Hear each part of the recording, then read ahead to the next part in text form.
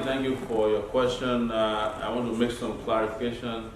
I've always been against PDP and done everything I could to ensure that PDP was removed because at the point the PDP became a virus within the Nigerian body politic, and there is nobody that is not aware that I'm against PDP and their brand of politics. As a result, I have fought against people like who's the old man that died in Ibadan, Adedibu, fought against Fayose, fought against Alawa Akala. You can count all of them, we've been after all of them. The part that you labored very hard to make is my connection with Tinubu, and I think today is a good point to clarify that. And I say that I don't have any connection with Tinubu.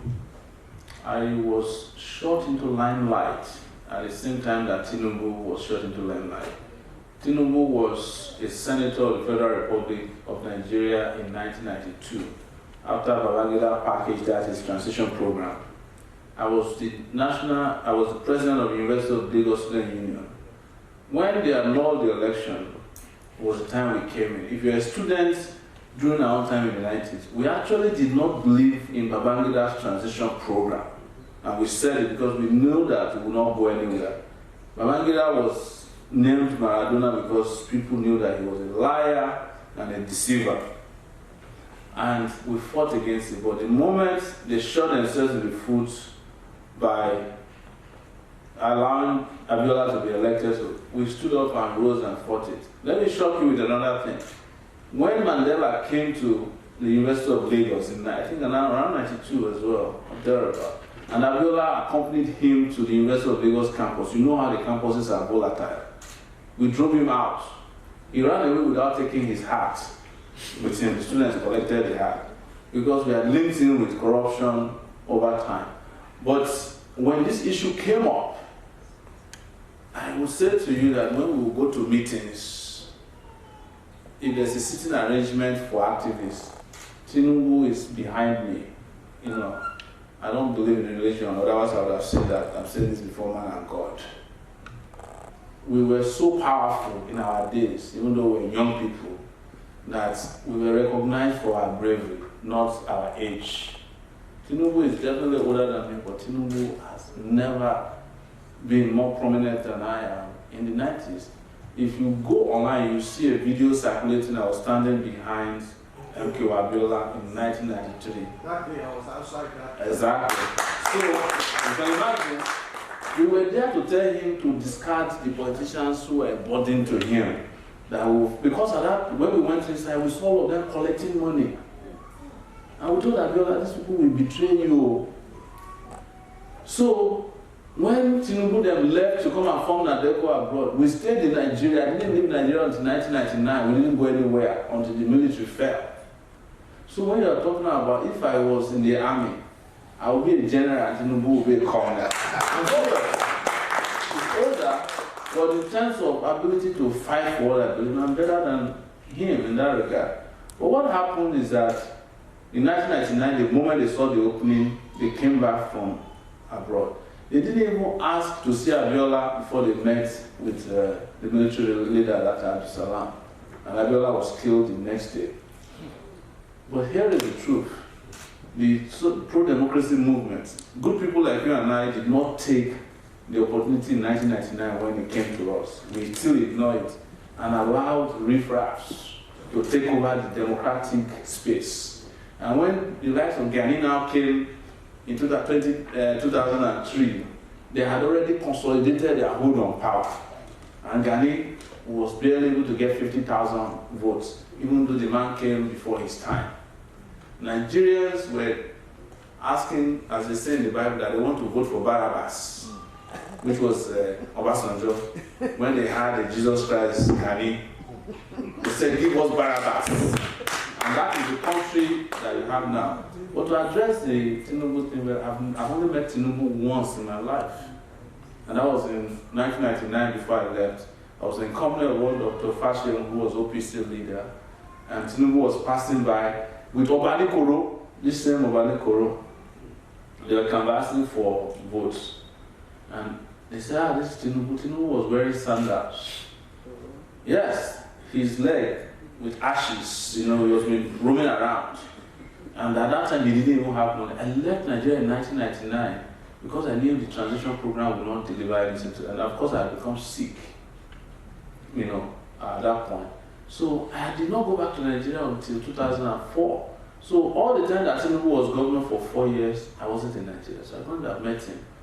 And in 2000, I think around when I started Sahara Reporters, one of the cases and report I did, which you can Google and find out, was to go and dig out Tinubu's drug history in Chicago. Yes, how they were carrying drugs and selling drugs. It's on Sahara Reporters, you can find the documentation there, so that the people of Lagos will not vote for him.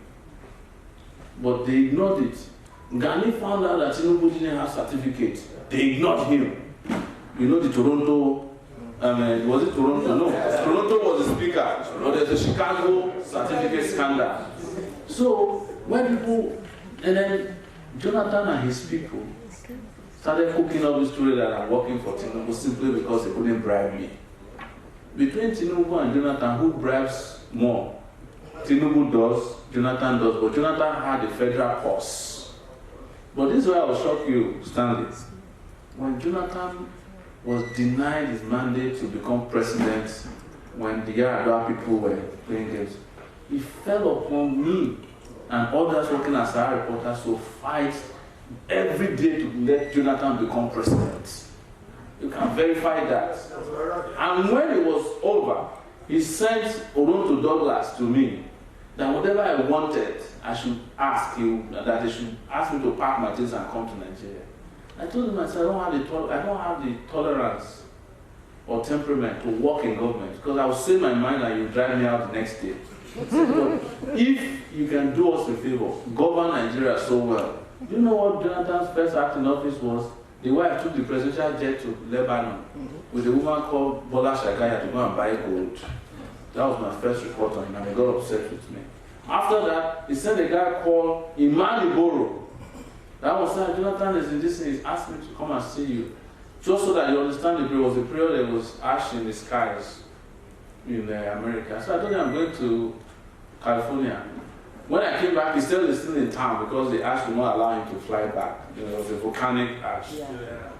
And he said, but Mr. President said I should come and give you something. I said, what?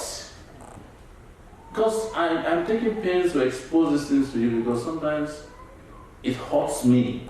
But I understand it, that Nigerians, every time they see the truth, they will go with what is false.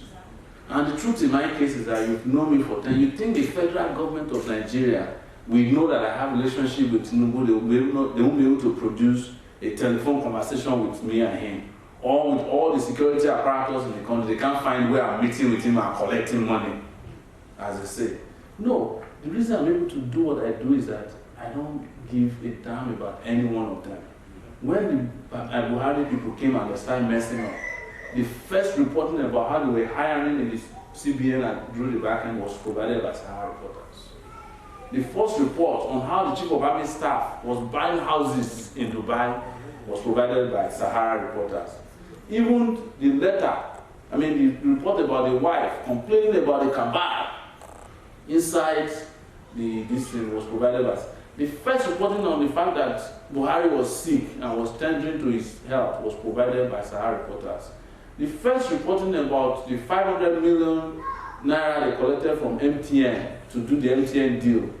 I can keep counting and counting what we have done. You think if you had any relationship with them, they won't be able to say, oh, you used to work for us. This is how we pay you. They will expose us. But guess what? Sahara Reporters doesn't even accept adverts from the government, any government agency for that matter. Because our position is clear. If you are a government and you are doing well, your work will advertise itself. Why should you be going to newspaper to go and be writing, to God be the glory? We have just constructed a tunnel here. To God be the glory. We just constructed a road here. It's all nonsense. Or you find journalists who go around collecting money from governors. They say they are doing constituency and they are doing project tours. How can a journalist know a road that has just, even if it's carpet they put on the road and claim that it's been done, would you know? You are not an engineer. What's your business going around inspecting projects?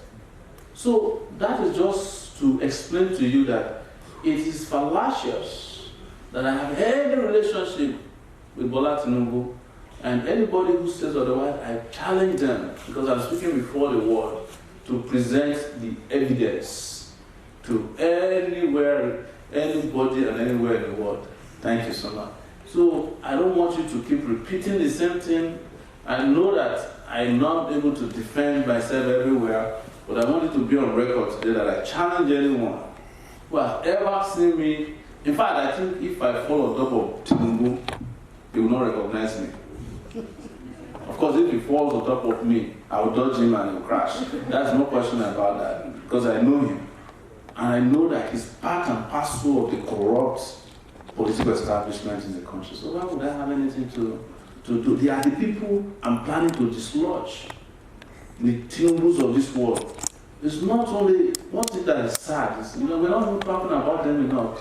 If you know what these guys have done to Lagos State, the land that is meant for the university, Polytechnic in Lagos, where he built his TVC, to the TV station that he owns. He owns part of Lagos State. But if you don't put a president in place that can challenge people like that, you are wasting your time.